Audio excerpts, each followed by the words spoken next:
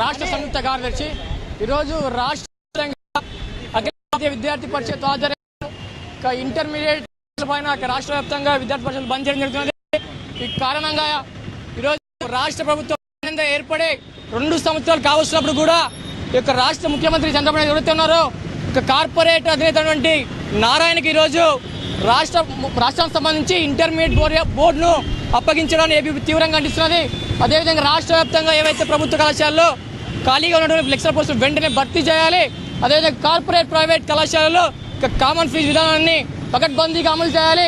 ఈరోజు corporate private కళాశాలలో అదేవిధంగా ఎవరైతే ఈరోజు ప్రభుత్వానికి వ్యతిరేకంగా ఈరోజు కళాశాలలు నడుపుతూ దానికి హాస్టల్ను ఏర్పాటు చేయడం జరుగుతున్నది. దీనిపై పూర్తి స్థాయిలో విచారణ జరిపి అనుమతి లేని వెంటనే సీజ్ చేయాలని ఈరోజు ఏపీ డిమాండ్ చేస్తుంది. అదేవిధంగా ఈ యొక్క రాష్ట్ర విద్యాధికారి ఎవరైతే ఉన్నారో ఈ నారాయణ వెంటనే తొలగించాలనేసి విద్యార్థి పరిషత్ గతం నుంచి డిమాండ్ చేస్తుంది.